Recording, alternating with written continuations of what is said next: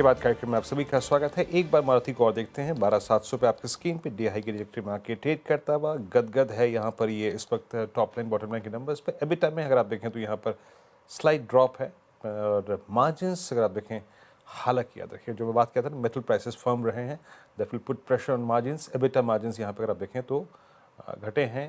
अन्य आय ये देखिए, ये है, दैट्स द फैक्टर। मैं कहता ना कोई एक्सेप्शनल आइटम है कि नहीं। अन्य आय यहाँ पर 975 करोड़ से बढ़कर यहाँ पे ज़्यादा हुई है, तो ये एक फैक्टर था जिसने शायद बॉटम लाइन को थोड़ा सा पुश किया है।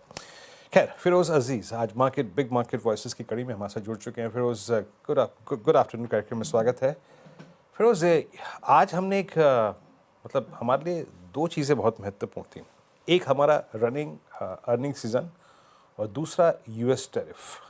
फाइनली आई मीन आपके पास एक फिगर है अब 25%, मतलब जिस हालात में ये लगी है, और एक अमेरिकी राष्ट्रपति ने मात्र ट्वीट के जरिए अगर आप देखें इस टैरिफ का ऐलान कर दिया।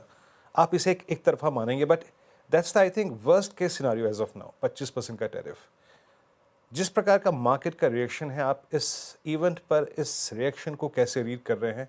आपका टेक इस टैरिफ के मतलब आने के बाद जो मार्केट का एक्शन रहा उसको देखने के बाद। वीरेंद्र सर, नमस्कार, गुड आफ्टरनून। ये जो इसका टेक है, हर न्यूज का हमने एक एनालिसिस किया कि न्यूज भले ही कितनी बड़ी हो, उसका जो रिएक्शन होता है दो चीजों पे आधारित होता है। एक, क्या वो नई खबर है या इंक्रीमेंटल खबर है।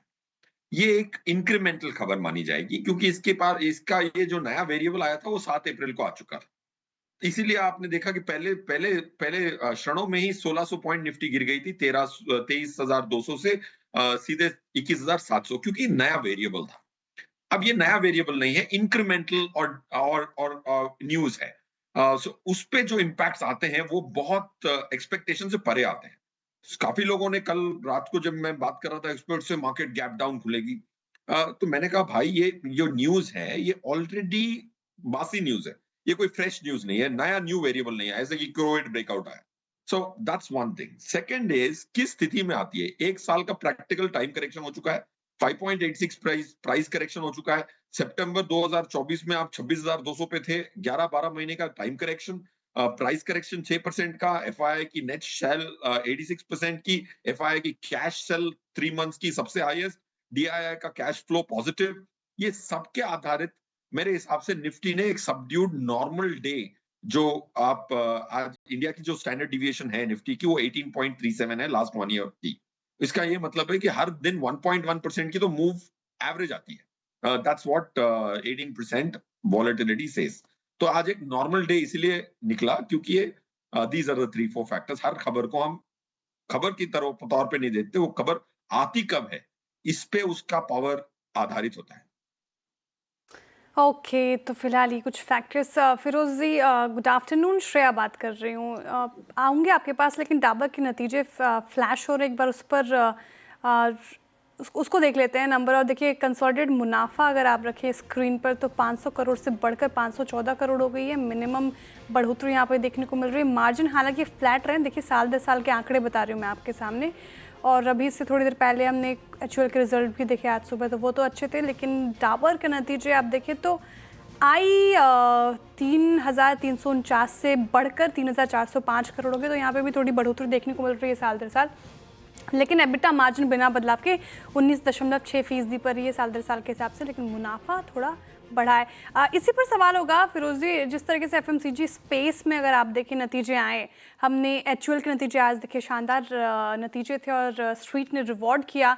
हमने कोलगेट के नतीजे देखे, काफ़ी ख़राब स्ट्रीट ने पनिश किया था। हमने नेस्ले के नतीजे देखे, ख़राब थे। एचयूएल ने कहीं ना कहीं कमान संभाला फिलहाल। और जिस तरीके से आप बात कर रहे थे फिलहाल, एफएमसीजी कैसा लग रहा है अभी फिलहाल मार्केट में प्लेस आती बड़ी तस्वीर आपको अभी रिजल्ट की कैसे नज़र आ रही है? एफएमसीजी के जो रिजल्ट्स अभी तक आए हैं, निफ्टी एफएमसीजी जिसको मैं ट्रैक करता हूँ, उसमें 15 स्टॉक्स हैं। उसमें से 5 के रिजल्ट आए हैं, 23% की 24% की वेट के रिजल्ट आए। Of course this is updated as of yesterday. तो मेरे हिसाब से जो अब तक के जो 5 रिजल्ट्स टैबुलेट किए हैं उसमें -2.3% की वेटेड एवरेज नेगेटिव ग्रोथ देखने को मिली है। ऑलमोस्ट 59 रुपीज की अर्निंग्स आई है निफ्टी एफएमसीजी पे। रहा सवाल, मेरे हिसाब से इसकी जो वैल्यूएशंस हैं वो थोड़ी स्ट्रेच्ड हैं, और इसके जो वेट्स हैं हम हर सेक्टर को ये देखते हैं कि इसमें पैसिव वेट बढ़ने वाला है या घटने वाला है। जैसे निफ्टी में एफएमसीजी का वेट है 6.5% और एनएसई 500 में इसका वेट है 5.8। हर सेक्टर और हर स्टॉक की या तो फिर पैसिव फ्लोज की वजह से हेडविंड आ सकती है या टेलविंड आ सकती है। मेरे हिसाब से एफएमसीजी में पैसिव के आउटफ्लोज होंगे रादर देन इनफ्लोज होंगे over the next 1 year. So not so bullish from a 1 year stand point, Shreya madam. इस बीच ये देखिए मारुति के नंबर्स में दो चीज़ें नज़र आई और ये था एक तो एक्सेप्शनल आइटम वो थोड़ा सा अगर आप देखें आपको मायूस करेगा और दूसरा है मार्जिन्स थोड़े से डिप हुए। टॉप लाइन बॉटम लाइन की फिगर थी अच्छी बट मार्जिन्स थोड़े से स्क्यूज हुए हैं दैट्स लेकिन एक एक्सेप्शनल आइटम है। लेट्स सी ये थोड़ा सा बैकफुट पे आता हुआ क्योंकि कोर नंबर्स ठीक थे टॉप और बॉटम लाइन के बट थोड़ा सा अगर आप अंदर जाए ना नंबर्स में तो थोड़ी सी वीकनेस है। इस बीच थोड़ा सा लेके आइए आप निफ्टी बैकफुट पे आया है करीब 24,767 पे और प्रेशर में क्या डाल रहा है इंडेक्स को थोड़ा सा और जरा प्लीज़ निफ्टी के कंट्रीब्यूटर्स लेके आइए। प्रेशर में जो बास्केट थोड़ा सा निफ्टी को लेके आई है वो जरा कंट्रीब्यूटर्स लेके आइए प्लीज़। रिलायंस अगर आप देखें ड्रैग करता हुआ और रिलायंस इंडस्ट्रीज़ करीब करीब 1388 ये डीलों की तरफ आता हुआ and more specially HDFC bank. अच्छा फिरोज़ एक तो बास्केट जो इस बाज़ार की सबसे मतलब स्ट्रॉन्ग फोर्स रही है उसमें फार्मा सबसे ऊपर रहा। हेल्थ केयर को देखिए आप जिसके अंदर एक्स्ट्रा ऑर्डिनरी स्ट्रेंथ सारे हॉस्पिटल्स ऑल टाइम हाई पे। आप लोग की रीडिंग इस सेगमेंट में क्या है? मतलब डिफेंसिव्स का भी ये अंश सबसे एग्रेसिव रहा पिछले लगभग 3 महीने में मोस्ट स्पेशली हॉस्पिटल्स जो मेरे ख्याल से पिछले 4 साल में कभी सिंक ही नहीं हुई है। यहाँ पे आपका व्यू क्या है इस वक्त? वीरेंद्र साहब, मेरा ये व्यू है कि ये जो सेक्टर है इसकी और 3 क्वार्टर तक प्रैक्टिकली दिस फाइनेंशियल ईयर इस पे हम बुलिश रहेंगे। लॉन्ग टर्म इतनी बुलिशनेस नहीं है बट इसकी जो लास्ट ईयर की जो अर्निंग्स ग्रोथ आई थी निफ्टी फार्मा की ऑलमोस्ट 26% की अर्निंग्स ग्रोथ आई थी ऑलमोस्ट अबाउट अगर आप देखें तो अर्निंग्स के नंबर अगर मुझे याद हो तो 627% 627 रुपीज की निफ्टी फार्मा की अर्निंग्स आई थी।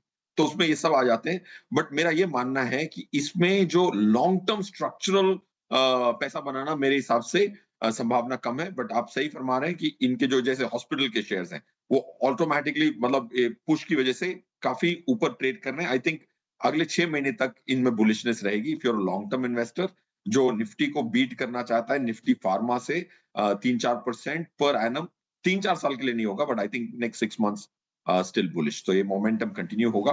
काफी सारी ओनरशिप चेंज हो रही है, हाथ बदल रहा है stock. I think from value investors momentum investors के हाथ में जा रहा है तो मोमेंटम अभी भी कंटिन्यू होना चाहिए। ये हमारा अंदेशा है। ओके, फार्मा स्पेस को लेकर और हेल्थ के स्पेस को लेकर आप बुलिश साउंड कर रहे हैं। फिरोज़ ये क्वेश्चन मैं लगातार पूछ रही हूँ, थोड़ा रेपिटेटिव साउंड हो सकता है हमारे दर्शकों के लिए, लेकिन सवाल अहम भी है क्योंकि हमने रिजल्ट्स अभी तक देखे, हम चर्चा भी कर रहे थे। इटर्नल के नंबर आए थे और काफ़ी इम्प्रेसिव नंबर जिस तरीके से क्विक कॉमर्स स्पेस को लेकर आंकड़े आए, उसके बाद से हमने एक तरफा रैली देखी इटर्नल में। एक तो इस क्विक कॉमर्स स्पेस को लेकर आप क्या सोचते हैं, अभी आपका का रुझान और बढ़ा है क्या जब से नंबर आए हैं? दूसरा, पूरा न्यू एज स्टॉक्स के ऊपर, स्पेस के ऊपर आपकी राय क्या होगी? मेरे हिसाब से न्यू एज स्टॉक्स फंडामेंटल पे कम आधारित होते हैं, पैसिव पे ज्यादा आधारित होते हैं। फॉर एग्जांपल एटर्नल जो आप कह रही थी, of course I am not qualified to comment on stock, मैं फैक्ट बता रहा हूँ। निफ्टी के अंदर आया लास्ट फाइनेंशियल ईयर में। तो अब वो निफ्टी के अंदर आता है तो 8 लाख करोड़ तो ईपीएफओ के लगे हुए हैं निफ्टी और सेंसेक्स में। तो इससे क्या होता है कि जो 8,000 10,000 करोड़ की इन्फ्लक्स आती है उसकी वजह से जो पहला किक स्टार्ट चाहिए होता है अपनी गाड़ी को वो मिल जाता है पैसिव के लार्ज इन्फ्लोज से। फिर ट्रेडर लोग आते हैं कि यार ये तो पूरी ब्रेकआउट हो गई तो उनके पैसे लग जाते। फिर क्या होता है कि ये जो long only active discretionary fund managers हैं वो बोलते हैं यार कोई ना कोई कहानी देके वो बोलते हैं यार इस बिजनेस अच्छा है। सो क्या होता है कि ये जो न्यू एज बिजनेसेस में लार्जली उनकी जो इंक्लूजन होती हैं, अगर बड़ी लेवल पे आप लिस्ट करते हो तो 6 महीने की लिस्टिंग के बाद या 1 साल की लिस्टिंग के बाद वो कई सारे इंडेक्स फंड्स में इंक्लूड होते हैं। तो उसकी वजह से जो गाड़ी स्टार्ट होती है तो उसकी वजह से नई new age businesses have been valued at obscene levels. अब निफ्टी में अगर आप देख रहे हैं तो 18 स्टॉक ऐसे हैं, 17 स्टॉक ऐसे हैं जिनकी 50 से ज्यादा की पी है। अगर आप वेटेड एवरेज निफ्टी की पी चलाते हैं और पूरों को एक साथ डालते हैं तो ऑलमोस्ट 36 की पी आती है, 22 की नहीं आती, जैसा एनएससी पे दर्शाया जाता है, क्योंकि एनएससी अर्निंग्स कैलकुलेट करती है फ्री फ्लोट को लेके। But weighted average PEs of Nifty have come up to 36, उसमें 450 500 का इटरनल का भी वो योगदान है in terms of uplifting Nifty पी। सो आपका पॉइंटेड क्वेश्चन जो है, न्यू एज बिजनेसेस को मैं मोमेंटम बिजनेसेस मानूंगा, उसकी पूरी डिमांड एंड सप्लाई को एनालाइज करके देखूंगा कि ये किस डिमांड सप्लाई के कदार पे क्या एवोल्यूशन है इसकी, उस आधार पे न्यू एजेस बिजनेस खरीदने चाहिए, ना कि क्वार्टरली रिजल्ट के आधार पे। जैसे अगस्त 14 एक बहुत इंपॉर्टेंट डेट है, एमएससीआई अपनी वेटेजेस को अनाउंस करता है कि उसकी रीजिक क्या है, 14 फरवरी, 14 मई, 14 अगस्त, 14 नवंबर। अगर अगस्त का महीना आने वाला है तो मैं कोई भी न्यू एज बिजनेस को ये कंप्यूट करे बगैर कि एमएससीआई में उसकी नेक्स्ट वेट बढ़ रही है या घट रही है, उसके आधार पे ही इनमें पोजीशन लेनी चाहिए, even for a medium term investor. Okay, quarterly result पर ना आप फोकस करके न्यू एज कंपनीज पर अपनी राय बनाएं, जब बल्कि और डिटेल एनालिसिस होनी चाहिए आपकी इन कंपनीज पर। शुक्रिया फिरोज़ ये जानकारी के लिए और हमसे बातचीत करने के लिए और आपके समय के लिए बहुत शुक्रिया।